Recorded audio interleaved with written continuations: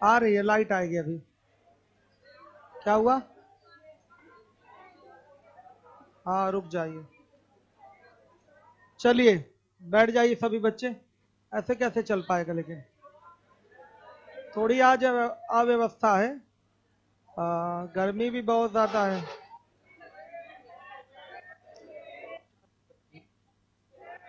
मैं अभी व्यवस्था देख के आता हूँ, 2 मिनट। टेलीग्राम पे शीट आ चुकी है।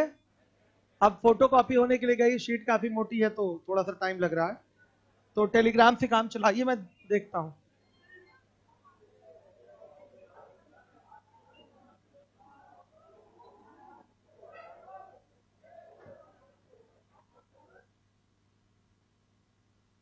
क्या?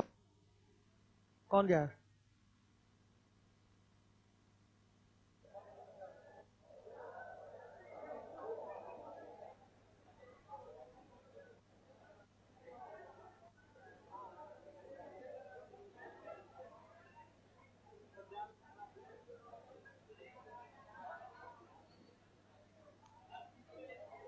आ रही है, लाइट आ रही है अभी। चलिए बच्चों, एक क्वेश्चन हमारा था। पसीने से भीगने के बाद बच्चों कितना ठंडक फील होता है। चलिए देखिए, 2-4 दिन संघर्ष करिए, ठीक है।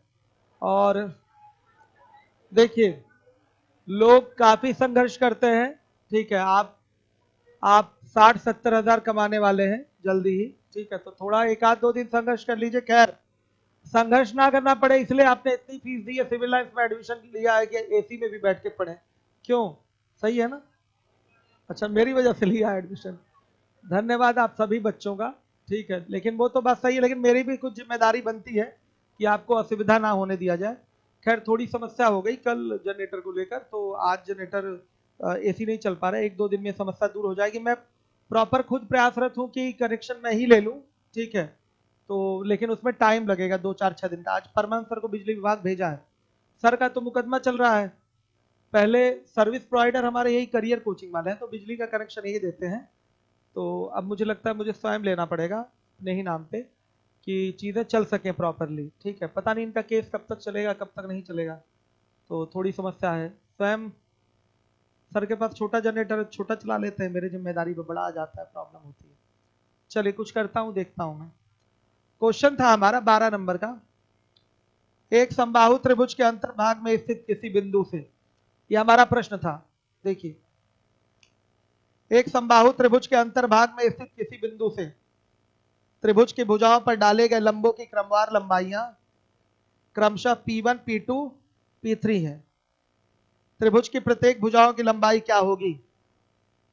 चलिए ध्यान से सुनिएगा। कल मैंने ये क्वेश्चन किया था और डायरेक्ट करके, समय नहीं था हमारे पास, ज्यादा मैंने समझाया नहीं था आपको। अब देखिए, इसका कैप लगाइए बाबू, कहीं गिरा हुआ है। ये है, देखिए, फिर ये भी गिर गया। 12 नंबर का क्वेश्चन, 12 ही था ना? हाँ ठीक। 12 की 13? 12 था ना? हाँ ठीक। देखिए, ये एक कोई त्रिभुज है। ध्यान से देखिएगा, ये कोई त्रिभुज है। यहां पर इंटरनल कोई पॉइंट है, इंटरनल एनी पॉइंट है। अंतर्भाग मतलब इसके अंदर, ठीक है। कोई एक पॉइंट है यहां। यहां से सामने वाली भुजाओं पर डाले गए लंबों की जो लंबाइयां हैं वो क्या है? P1, P2 और P3। आ गया समझ में? P1, P2 और P3। अब देखिए, आपसे पूछा गया है कि बताइए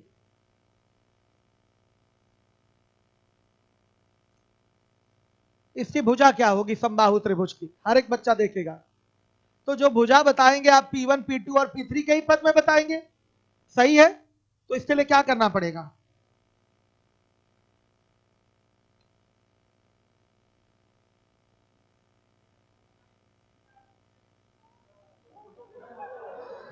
सही कह रहे हैं, बात तो आपकी सही है। आ, आप लोग तब तक थोड़ा सा वार्तालाप करिए, चर्चाएं करिए, किसी बात में हम आते हैं अभी। चलिए, मैं 2 मिनट में आ रहा हूँ। कैप लगाइए एक मार्कर का। 2 मिनट में आ रहा हूँ बस।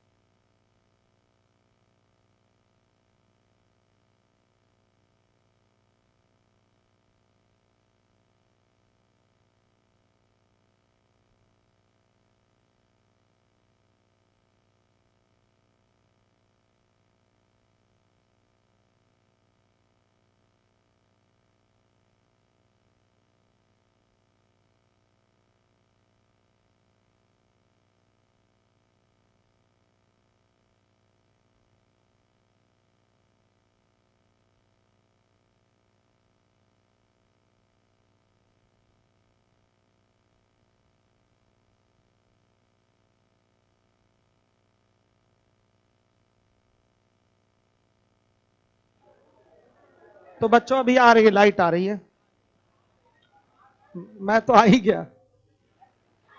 चलिए देखिए, तो सवाल का जो अर्थ है वो आप समझे होंगे, करना क्या है। क्या नहीं, आप बच्चों को दिख रहा है लेकिन पीछे वालों को नहीं दिख रहा है, रुक जाइए, क्या है। ठीक है, तब तक फॉर्मूला पूछ ले। चलिए भाई, संजय खड़े हो जाइए, संजय खड़े हो जाइए, बताइएगा समबाहु त्रिभुज के क्षेत्रफल का फॉर्मूला क्या होता है। हाँ वेरी गुड, बगल वाला बच्चा खड़ा हो जाए। समलंब चतुर्भुज के क्षेत्रफल का फॉर्मूला क्या होता है। हाँ हाँ, ट्रेपेजियम, हाँ क्षेत्रफल, हाँ ठीक है। आप बताइए समचतुर्भुज का क्षेत्रफल विकर्णों के पदों में क्या होता है। समचतुर्भुज का क्षेत्रफल विकर्णों के पदों में, देख लिया आपने, ये तो गलत बात है, चलिए आप रहने दीजिए। आप बताइए रोम्बस का फॉर्मूला, यस, एरिया का, डायगोनल के टर्म में बैठ के बताइए, बैठ के। हाँ, d1 इंटू d2/2। चलिए चलिए बच्चों, अब देखिए ध्यान से, सभी बच्चे ध्यान दें। देखिए P1 है, ये P2 है, ये P3 है। हर एक बच्चा देखिए, ये A हो गया, सभी लोग ध्यान दीजिए। हम यहां से कंस्ट्रक्शन कर लेंगे, इसको O ले लेंगे और यहां से इसको मिला देंगे।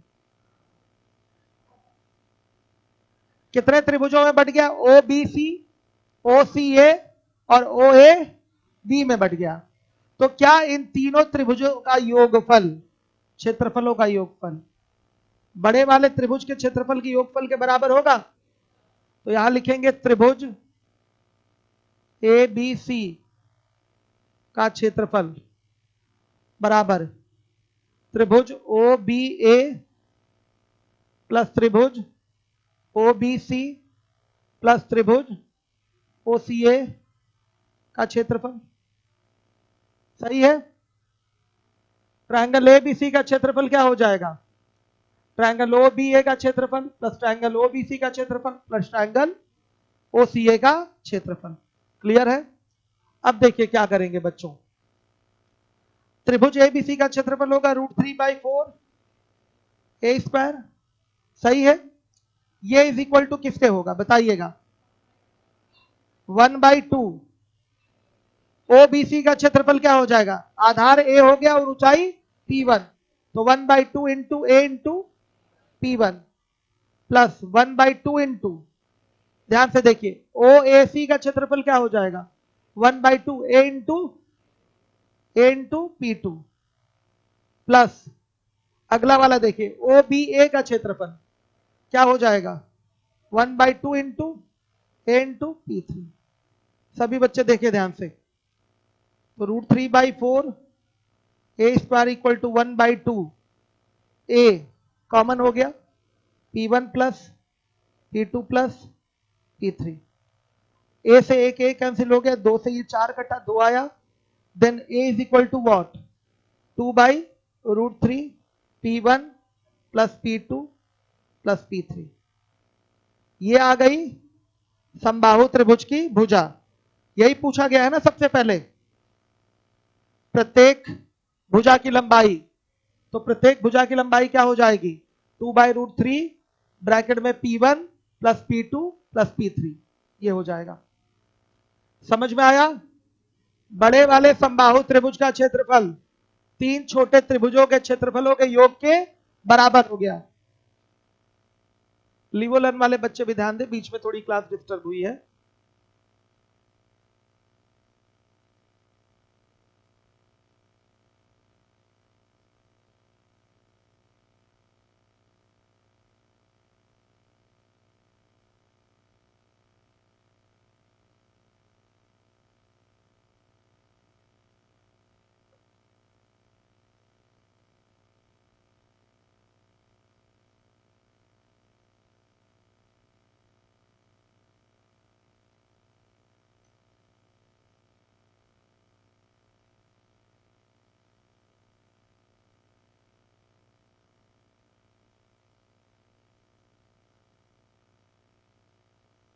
आइए चलिए देखिए 13 नंबर का क्वेश्चन है 13।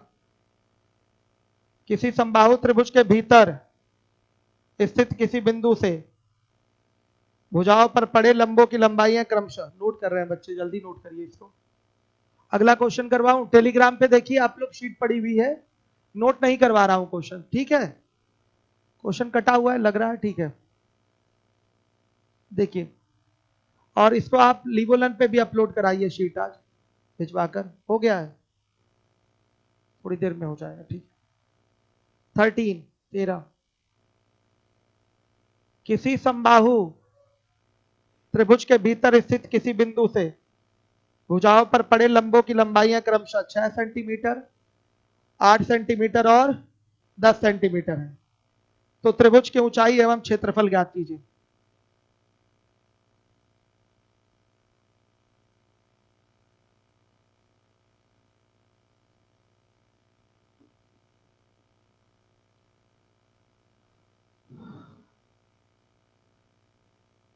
देखिए एक समबाहु त्रिभुज है और इसमें कहीं पर कोई अंदर एक बिंदु है, इस बिंदु से सामने वाली भुजा पर पड़े लंबों की लंबाइयां 6, 8 और P3 है 10 सेंटीमीटर है। त्रिभुज की ऊंचाई एवं क्षेत्रफल ज्ञात कीजिए। सुनिएगा, त्रिभुज की ऊंचाई भी आपकी P1, P2, P3 के पद में निकल जाती है, क्योंकि आप जानते हैं कि त्रिभुज की जो ऊंचाई होती है h बराबर वो होता है a√3/2 और a का मान आपको पता है 2/√3 P1 plus P2 plus P3 √3 और बाई 2 हो गए। √3 से √3 कैंसिल, 2 से 2 कैंसिल, h बराबर क्या आया बच्चों, P1 plus P2 plus P3। मतलब इन पड़े तीनों लंबों का जो योग होगा वही त्रिभुज की ऊंचाई के बराबर होगा। इसको भी फॉर्मूले के तौर पे अपने दिमाग में आप याद रखिएगा, सही है। h बराबर हो गया P1 plus P2 plus P3।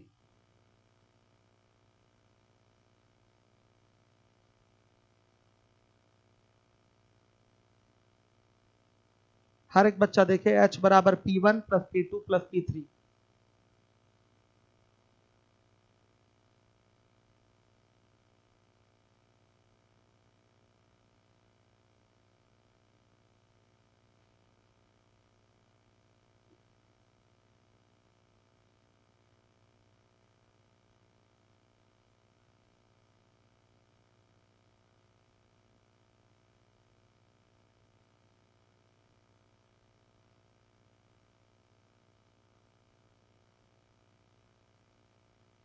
हो गया बच्चों।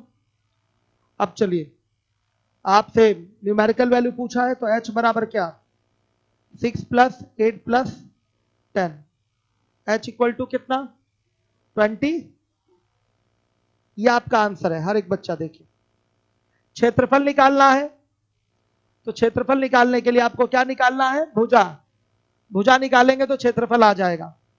तो आइए a बराबर लिखते हैं 2/√3 P1 plus P2 plus P3। a is equal to हो गया 2/√3, 6 प्लस 8 प्लस 10, तो आ गया 2/√3 इंटू 24, तो ये हो गया 8√3, तो कितना आया, सेंटीमीटर। ये आपका आंसर है, सॉरी ये आपकी भुजा है। अब चाहिए आपको क्षेत्रफल। एरिया ऑफ द ट्रायंगल क्या होगा, √3/4 a स्क्वायर, यानी कि √3/4 इंटू 16√3 इंटू 16√3। बताइए कितना आ रहा है बच्चे, हाँ 192√3 सेंटीमीटर स्क्वायर। ये आंसर है, नोट करिएगा।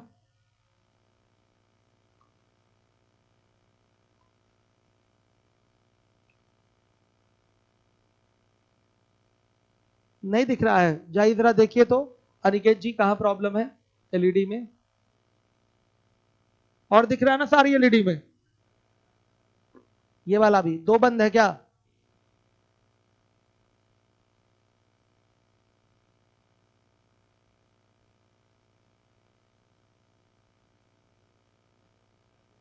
इधर भी बंद हो गया, अभी चालू हो जाएगा। परेशान ना हो, अभी 15 मिनट में क्लास छोड़ दूंगा। थोड़ी अव्यवस्था हो गई है, आप लोगों को फील हो रहा होगा। कोई फील नहीं हो रहा है तो चलेगा क्लास। चलिए देखिए, अब इसके बाद है आपका अगला क्वेश्चन। क्लियर हो गया ना ये? अगला क्वेश्चन देखिए।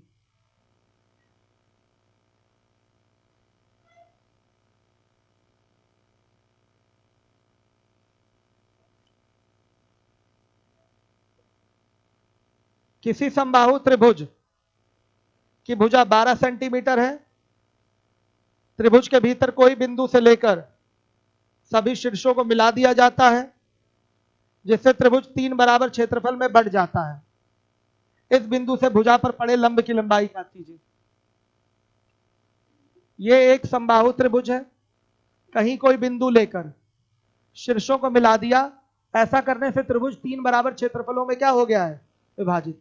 तो इसी बिंदु से सामने वाली या किसी भी भुजा पर पड़े लंब की लंबाई आपको बतानी है। यह कितना है भुजा इसकी? 12 सेंटीमीटर। ध्यान से देखिएगा। तो इस त्रिभुज का जो क्षेत्रफल होगा, आप मेंसुरेशन से बोल सकते हैं कि पूरे त्रिभुज के क्षेत्रफल का क्या होगा? तिहाई होगा। बोला है कि एक बिंदु लेकर शीर्षों को मिला दीजिए, और ऐसा करने से त्रिभुज 3 बराबर क्षेत्रफलों में क्या हो रहा है? विभाजित हो रहा है। तो बच्चों, किसी भी एक छोटे ट्रायंगल का एरिया पूरे बड़े वाले ट्रायंगल के एरिया का 1/3 होगा? होगा कि नहीं होगा? बता दीजिए। निश्चित रूप से 1/3 होगा। कोई डाउट तो नहीं? क्लियर है? तो बच्चों देखिए, हम सीधे लिख सकते हैं छोटे त्रिभुज का क्षेत्रफल बराबर 1/√3 इंटू बड़े त्रिभुज का क्षेत्रफल। छोटे त्रिभुज का क्षेत्रफल देखिए, इस बिंदु से सामने वाले पर ये जो लंब पड़ा है, यही किसका काम करेगा बताइएगा? ऊंचाई का। इसी h की वैल्यू पूछा है। तो इस त्रिभुज का क्षेत्रफल हम क्या 1/2 गुणे आधार गुणे ऊंचाई h लिख सकते हैं। आ रहा है समझ में? 1/2 इंटू 12 इंटू h लिखा जा सकता है। ये इज इक्वल टू किसके होगा? 1/3 इंटू बड़े त्रिभुज का क्षेत्रफल। बड़े त्रिभुज का क्षेत्रफल क्या हो जाएगा बताइए? सीधे, अच्छा ये वाला 1/3 इंटू √3/4 इंटू ए स्क्वायर। ए स्क्वायर की वैल्यू 12 का स्क्वायर। सही है बच्चों? क्लियर है? आ रहा है समझ में? अब देखिए h बराबर क्या बताइए।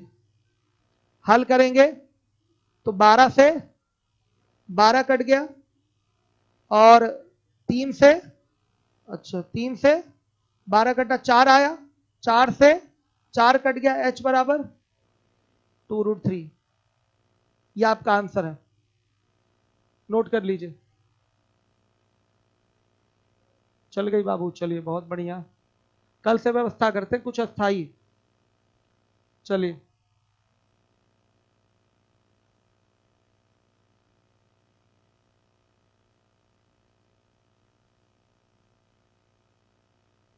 आगे देखिए। कर लिया आप लोगों ने?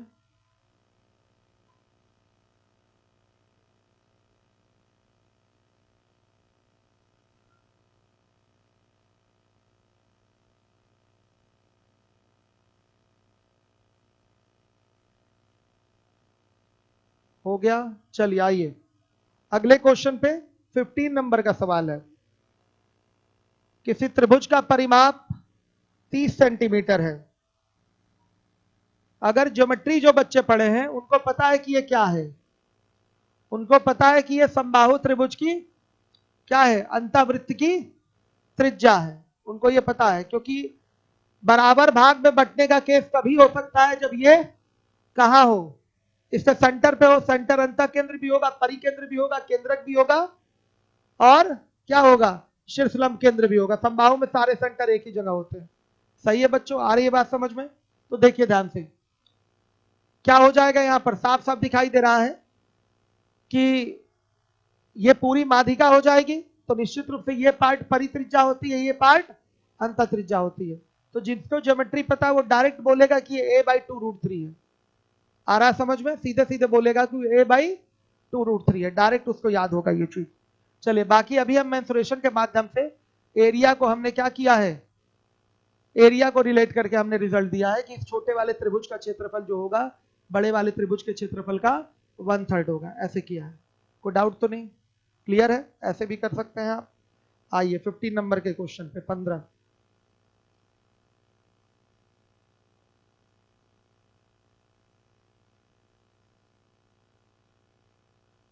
हर एक बच्चा देखिए,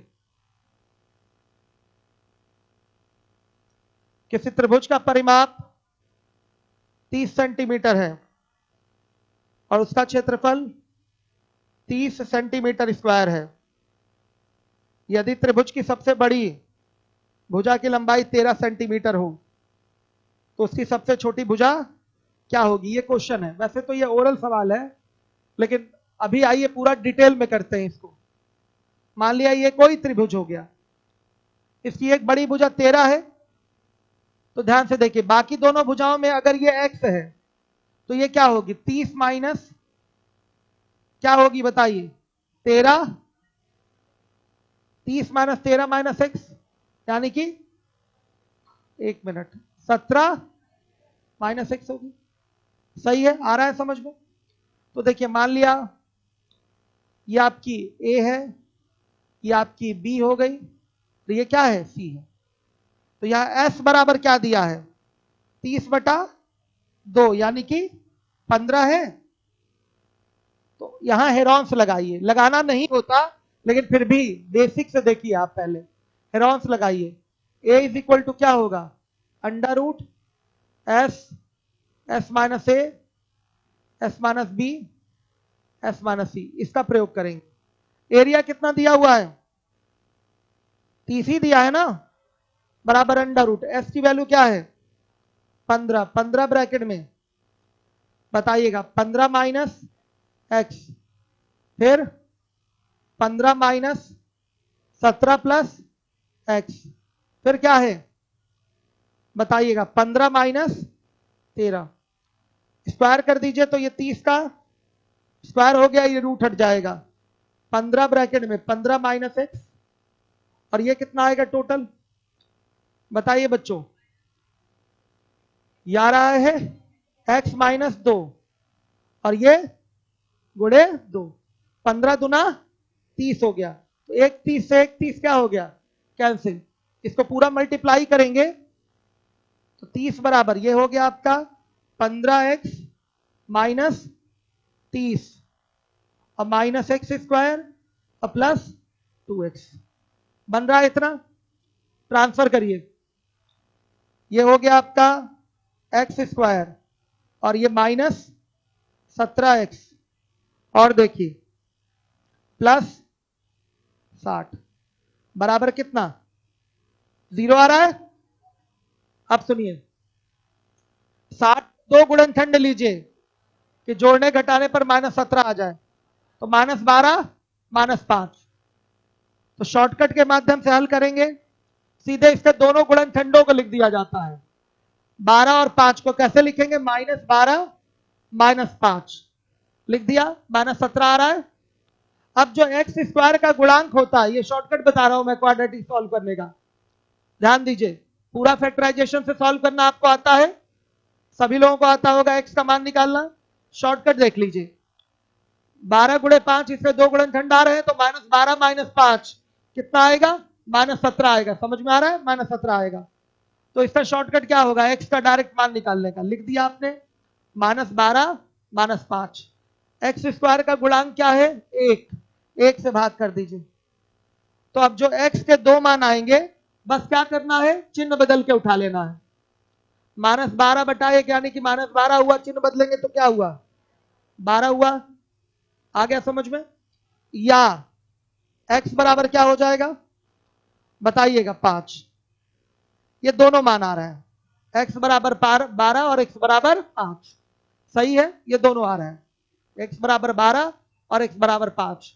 तो बच्चों देखिए, अगर इसको हम ले लें 12 तो ये क्या आ जाएगा? 5, और अगर इसको लेंगे 5 तो ये क्या आ जाएगा? 12। टेंशन फ्री, खत्म।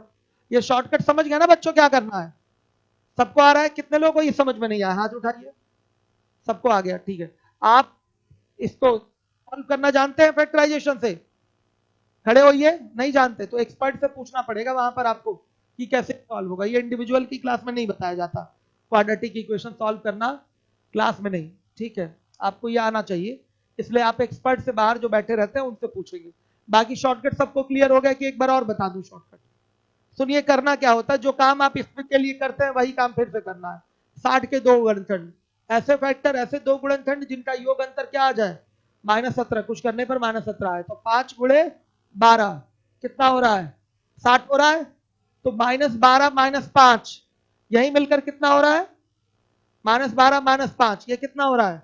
-17 हो रहा है। आ गई बात समझ में? -17 हुआ। अब क्या करेंगे बताइए? सीधे डायरेक्ट आंसर देना है तो पहले इसका एक काम और कर लिया जाता है, एक्स स्क्वायर का जो भी गुणांक हो उससे भाग दे दीजिए। एक है, एक से भाग दे दीजिए। दो होता तो दो से भाग देते, भाग देना जरूरी है। तो -12 और -5 ही रह गया, तो एक्स के दो मान आएंगे, चिन्ह बदल के आएंगे। यहाँ -12 है तो ये 12 आएगा, एक एक्स का मान आएगा। यहाँ -5 है तो क्या आएगा? 5 आएगा। एक्स के दो मान आ गए, तो 12 और 5 एक्स के दो मान आ रहे हैं। तो बच्चों अगर यहाँ पर मान 12 रखेंगे तो यहाँ पर मान क्या आएगा बताइए? 5 आएगा। क्लियर है सारे बच्चों को? हर एक बच्चा ध्यान देगा।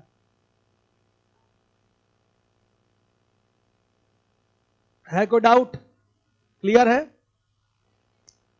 हाँ हाँ, अभी तो एक अंदाजा लगा दिया हमने, मतलब अंदाजा क्या, बेसिक कर दिया। अब कॉमन सेंस लगाएंगे, क्योंकि इस तरीके से एग्जाम में करना नहीं है। भले ही मेथड 1 है आपका, लेकिन ये एक लॉन्ग मेथड है। ऐसे एग्जाम में करेंगे बहुत समय बर्बाद होगा। हो गया? सवाल आपके सामने आए तो एक बार जरूर चेक किया करिए कि कहीं वो राइट एंगल ट्रायंगल तो नहीं है, ये चेक करना जरूरी है। सबसे छोटी भुजा पूछा है ना हमसे, 5 हो गया। मेथड 2 में आइए बच्चों, देखिए, यूजिंग कॉमन सेंस, यूसीएस, ठीक है। अगर इसको हम 13 ले लें, एक भुजा 13 दिख रही है, तो अपने मन से इसको 5 ले लें, इसको 12 ले लें, तो परिमाप क्या आ रहा है? 5 12 13 30 आया। एरिया क्या आ रहा है? 1/2 आधार गुणे ऊंचाई, 1/2 गुणे 12 गुणे 5 कितना? 30। यानी कि कंडीशन सेटिस्फाइड, यानी कि हमारा फिगर क्या है? सही है। सबसे छोटी भुजा क्या आ गई? 5। यह हमारा कॉमन सेंस है। बाकी पहला वाला मेथड पूरा प्योर बेसिक था, ये क्या है? कॉमन सेंस है। ऐसे ही आपको एग्जाम में करना है। पीछे तक बच्चे बताइएगा, समझ में आ रहा है सबको? कोई डाउट तो नहीं? इसमें कितने बच्चे ऐसे हैं जो दूसरे बैचेस से केवल मेंसुरेशन पढ़ने के लिए आए हैं? हाथ उठाइएगा। उसी हिसाब से शीट मंगानी है ना मुझे, केवल इसी बैच के बच्चों के लिए शीट आएगा। दूसरे बैच के बच्चे जो हैं वो कहां से काम चलाएंगे? टेलीग्राम से। चलिए, क्या बता दीजिए सर, आपने यहाँ 30 - 13 - x कैसे किया है समझ में नहीं आया। मोहित कुमार सोनी कह रहे हैं जो हमने एक भुजा निकाली थी 30 - 13 - x, उनको समझ में नहीं आया है। दिखा देते हैं, देखिए पूरा परिमाप क्या है? 30, यानी कि तीनों भुजाओं का योग 30 है। ये 13 है और अगर ये x है तो पूरे 30 में से अगर 13 और x घटा देंगे तो ये भुजा आ जाएगी। 30 में से 13 घटा दीजिए और x घटा दीजिए, ये वाली भुजा आ जाएगी। परिमाप 30 है ना बाबू, तीनों भुजाओं का योग, उसमें से ये दो भुजाएं घटा दीजिए, तीसरी भुजा आ जाएगी। मोहित ध्यान दीजिएगा, क्या है? मेथड 2। क्या? कैसे अंदाजा लगाए हैं? 13 है ना यहाँ पर, तो हो सकता हो ये समकोण त्रिभुज की भुजाओं को प्रदर्शित कर रहा हो, तो 13 5 12 ले लिया। कॉमन सेंस, जैसे रीजनिंग में सोचते हैं ना आप, उसी तरह से सोचा है हमने। 13 है, 12 5 उठाने के बाद, ट्रिपलेट उठाने के बाद यहां पर हमें परिमाप 30 दिख गया, तो थोड़ी संभावना ज्यादा हो गई कि हो सकता हो ये सेटिस्फाई हो, इसलिए उसके बाद मैंने एरिया निकाल के चेक कर लिया। एरिया क्या है? सीधे सीधे 30 आ रहा है, ठीक है।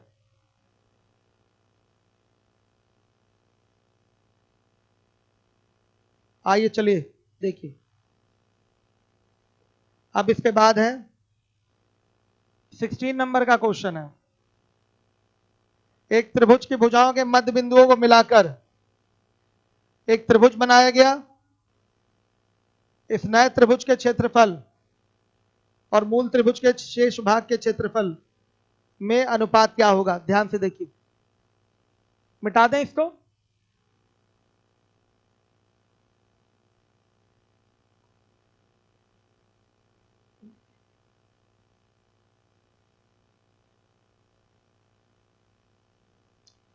एक त्रिभुज की भुजाओं के मध्य बिंदुओं को मिलाकर एक त्रिभुज बनाया गया है। त्रिभुज है, इसकी भुजाओं के मध्य बिंदुओं को मिलाकर एक त्रिभुज बनाया गया है। तो आपसे पूछा गया है कि बताइए नए बने त्रिभुज और मूल त्रिभुज के शेष भाग के क्षेत्रफल में क्या अनुपात होगा। यह ज्योमेट्री का आपका क्वेश्चन होता है, वहां कराया जाता है। यहां मैं नोट लिखवाऊंगा, तो लिख लीजिए। जो बच्चे ज्योमेट्री नहीं पढ़े वो नोट लिखे। किसी त्रिभुज की, लिखिएगा इसमें नोट, हमेशा हमेशा क्वेश्चन पूछा जाता है इससे। किसी त्रिभुज की तीनों भुजाओं के, किसी त्रिभुज की तीनों भुजाओं के मध्य बिंदुओं को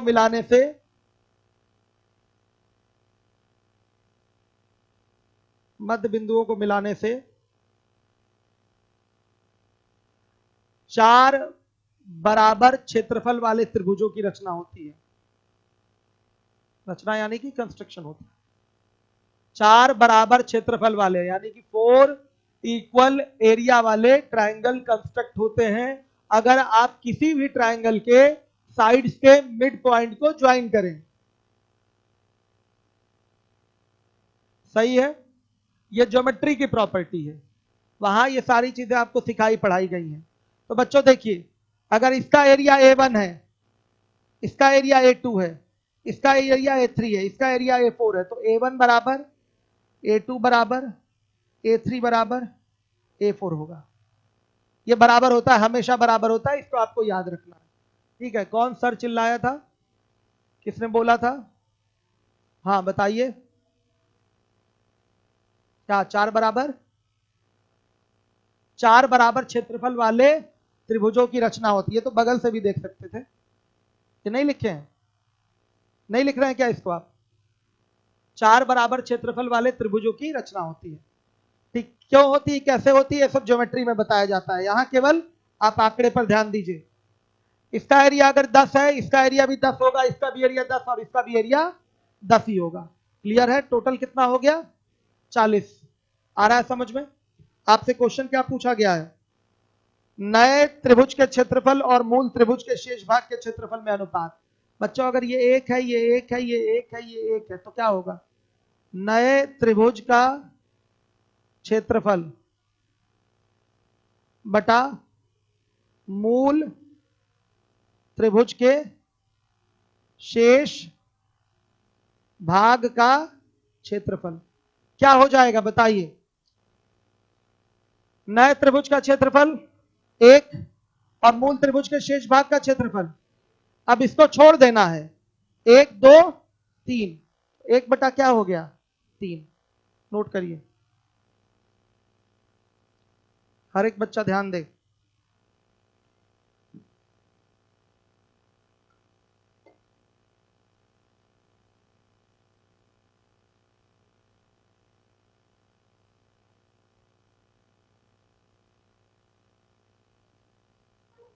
इसको रट लीजिए आप, ठीक है?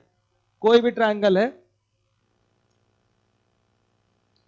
इसके साइड्स के मिड पॉइंट मतलब मध्य बिंदु को मिला देंगे। तो अगर इसका एरिया 5 है तो इसका भी एरिया 5, इसका भी एरिया 5, इसका भी एरिया क्या होगा? 5 होगा। कैसे बराबर होगा? रट लीजिए, अभी कह रहा हूं। क्यों नहीं जरूरी है? ये प्रूव कराया जाता है ज्योमेट्री में, बराबर भी होगा और सर्वांगसम भी होगा। आया समझ में? ये प्रूव कराया जाता है ज्योमेट्री में, यहां नहीं बता सकते। ठीक है, इसलिए आपको क्या करना है, इसको याद कर लेना अभी फिलहाल। आप तो ज्योमेट्री कुछ दिन पढ़ी भी हैं, हाँ, लेकिन अच्छा नहीं पढ़ी, कोई बात नहीं। चलिए ध्यान से देखिए, आप लास्ट तक ज्योमेट्री में थी? हाँ तो थी, तो ये तो कई बार आया था ना ज्योमेट्री में तो। हाँ ठीक है, कोई बात नहीं, बेसिक नहीं बताया था इसका मैंने? अच्छा आप नहीं थी, कोई बात नहीं। बताया था बच्चों, ये सर्वांगसम कैसे होगा? और जब सर्वांगसम होता है तो कोई भी चीज क्या हो जाती है, बराबर हो जाती है, सब कुछ उसका बराबर हो जाता है। चलिए देखिए ध्यान से, अभी केवल हमारे जो बच्चे हैं जो मेंस्ट्रुएशन से पढ़ना शुरू किए हैं, ये केवल रिजल्ट नोट करेंगे। क्या है रिजल्ट? कोई भी किसी भी टाइप का त्रिभुज हो, उसकी भुजाओं के मध्य बिंदुओं को मिलाने से 4 बराबर क्षेत्रफल वाले त्रिभुजों की रचना होती है। रट लीजिए इसको अभी, ठीक है। आइए चलिए, तो सबका एरिया 1 1 1 बोल दिया, तो नए वाले का एरिया कितना? 1। शेष भाग कितना बचा? 3। तो मूल त्रिभुज के शेष भाग का क्षेत्रफल 3, नए त्रिभुज का क्षेत्रफल 1, यानी कि 1 3 का रेशियो आएगा। चलिए अब आ जाइए,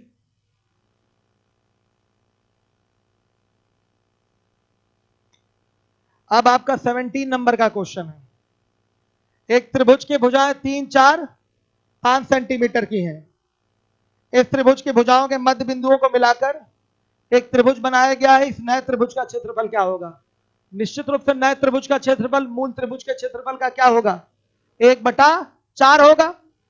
4 बराबर भागों में बंटना है ना, तो नए वाले का एरिया क्या होगा? पूरे के एरिया का 1/4 नहीं होगा बच्चों। देखिए ये समकोण त्रिभुज बनेगा 3 4 और ये 5। इसका मध्य बिंदु ले लीजिए, इसका मध्य बिंदु, इसका मध्य बिंदु मिला दीजिए। इसका एरिया जो होगा वो क्या होगा? मूल त्रिभुज के क्षेत्रफल का 1/4 होगा। क्यों? क्योंकि मध्य बिंदुओं को मिलाने से 4 बराबर क्षेत्रफल वाले त्रिभुजों की रचना होती है।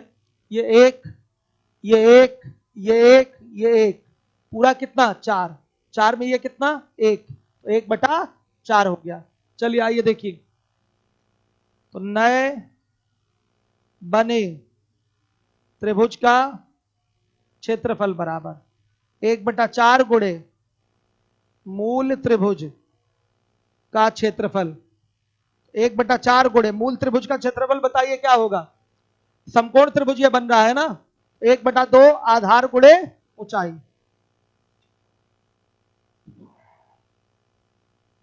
कितना आ रहा है? 1.5। क्या ये आपका आंसर है? हर एक बच्चा नोट करें।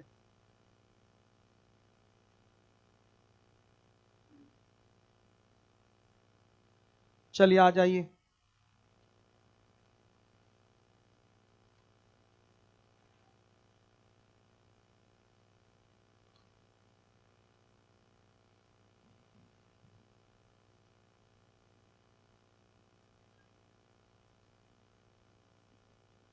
हो गया। चलिए अब इसके बाद बच्चों हम अगला क्वेश्चन 18 नंबर का कराने जा रहे हैं।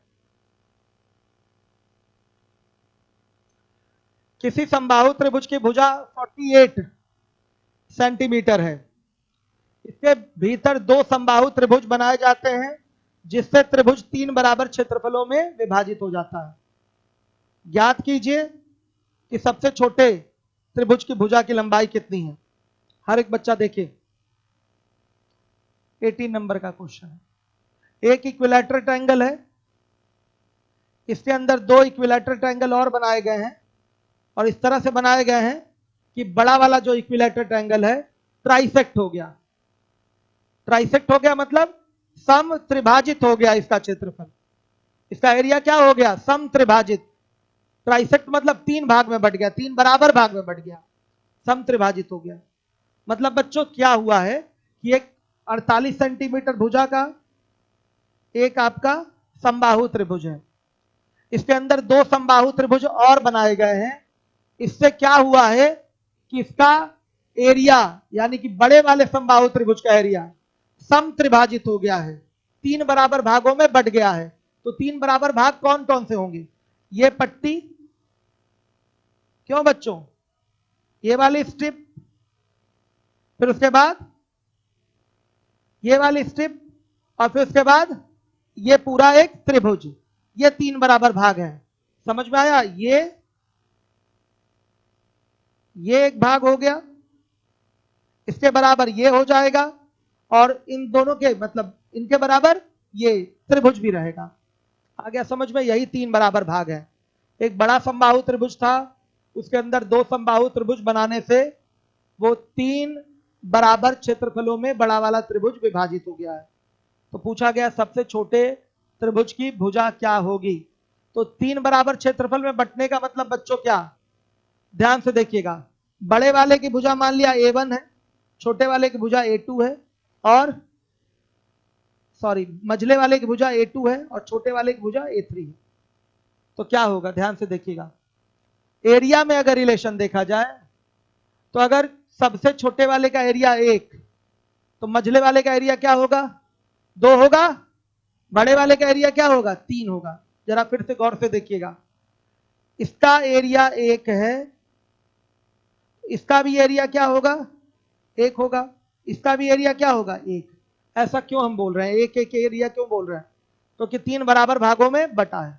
अब मिला के आप बोलिएगा, छोटे वाले ट्रायंगल का एरिया क्या होगा, 1, मझले वाले का 2 और सबसे बड़े वाले का 3। क्लियर है? तो लिखेंगे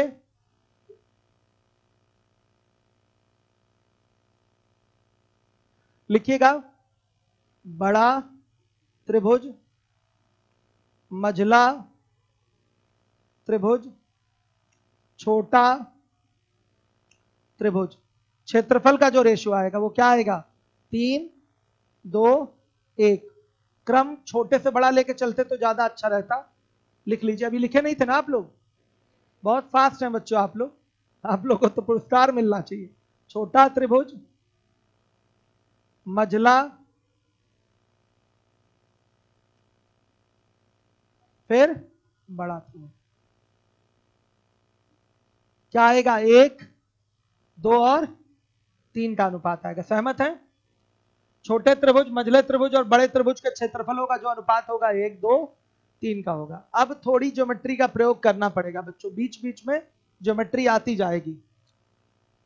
सुनिए ध्यान से, ज्योमेट्री से करेंगे तो जल्दी बोल लेंगे। अगर त्रिभुजों की आकृतियां बच्चों, ठीक है, आकृति मतलब उसका जो रूप है, रूप अगर सेम हो तो उसे क्या कहते हैं, समरूप त्रिभुज कहते हैं। बच्चों ये भी समबाहु है, ये भी समबाहु है और ये भी समबाहु है, तो ये तीनों त्रिभुज कैसे त्रिभुज हो गए, समरूप त्रिभुज हो गए। ध्यान दीजिएगा, तीनों त्रिभुज कैसे त्रिभुज हो गए, समरूप त्रिभुज। और अगर त्रिभुज समरूप होते हैं तो उनकी संगत भुजाओं का अनुपात उनके संगत क्षेत्रफलों के वर्गमूलों के अनुपात के बराबर होता है। यह समरूपता की बच्चों प्रॉपर्टी है। तो लिखिएगा, तीनों त्रिभुज समरूप होंगे, लिखिए सिमिलर होंगे, तीनों त्रिभुज समरूप होंगे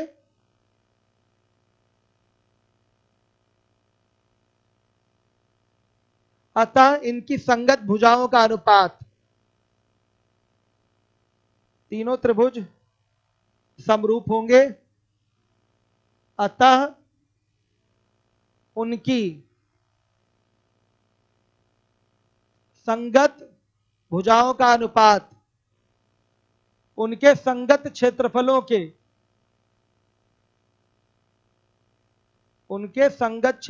के वर्गमूलों के अनुपात के बराबर होगा। तीनों त्रिभुज समबाहु हैं तो ये समरूप बोले जाएंगे, सिमिलर ट्रायंगल बोले जाएंगे। और जब ट्रायंगल सिमिलर होते हैं तो उनके साइड्स का जो रेशियो होता है, करस्पॉन्डिंग साइड्स का रेशियो, उनके करस्पॉन्डिंग एरिया के रेशियो के स्क्वायर रूट के इक्वल होता है। तो बच्चों देखिए, सबसे बड़े वाले की भुजा A1 है। अच्छा ठीक है, क्रम यहां फिर थोड़ा पलटना पड़ेगा, थोड़ा अच्छा फिगर बनाया बच्चों। देखिए इस बच्ची ने एक बहुत अच्छा फिगर बनाया, अभी मैंने देखा इनकी कॉपी पे, दिखाता हूं कैसे। इन्होंने इसको कर दिया एकदम डार्क, ठीक ठीक। देखिए ये एक रास्ता हो गया, फिर ये व्हाइट व्हाइट दिख रहा है, एक ये रास्ता हो गया और ये एक ट्रायंगल हो गया। 3 भाग हो गए। किसने बनाया था, आपने बनाया था, ठीक।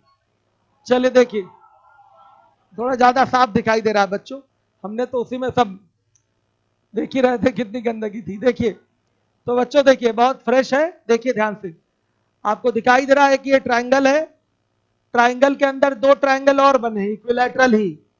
तो जब इक्विलैटरल है तो सिमिलर होंगे ही, तीनों इक्विलैटरल हैं तो सिमिलर होंगे ही। ध्यान से देखिए, छोटे वाले की भुजा को हम क्या बोल दें, A1 बोल देते हैं, मझले वाले को A2 और बड़े वाले को A3 बोल देते हैं।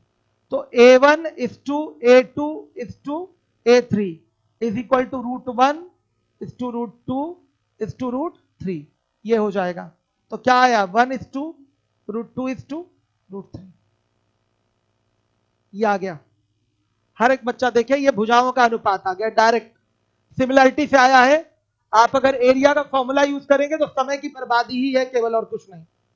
अगर फॉर्मूला यूज करते तो क्या होता, बच्चों ध्यान से देखिए, कर देते हैं, इसको नोट कर लीजिए, फिर वो भी फॉर्मूला यूज कर देते हैं। आंसर पहले दे दूं, √3 की वैल्यू किसके बराबर है, 48 सेंटीमीटर के। एक बराबर किसके, 48/√3 यानी कि 16√3 सेंटीमीटर। सबसे छोटी भुजा यही होगी, सबसे छोटी भुजा यही होगी। कितने लोग समझ में नहीं आया ये क्वेश्चन, हाथ उठाइए। आगे आप लोग के समझ में, पीछे तक बच्चे आप लोग बताइए, क्लियर हो रहा है ये क्वेश्चन। देखिए, अगर आप एरिया का फॉर्मूला यूज करना चाहते हैं, सिमिलरिटी नहीं लगाना चाहते, तो लिखना पड़ेगा √3/4 A1 का स्क्वायर इज टू √3/4 A2 का स्क्वायर इज टू √3/4 A3 का square is equal to 1:2:3। Ratio है तो सेम चीज कैंसिल हो जाए, कोई फर्क नहीं पड़ना। A1 is to A2 is to A3, square हटेगा तो रूट लगेगा, √1 is to √2 is to √3। आप कहेंगे यही अच्छा है, ये भी ठीक है। हमने एरिया का फॉर्मूला लगा लिया, इसका area √3/4 A1 square √3/4 A2 square √3/4 A3 square is equal to 1:2:3 हो जाएगा। अब A1 is to A2 is to A3 is equal to क्या, √1 is to √2 is to √3, ये हो जाएगा।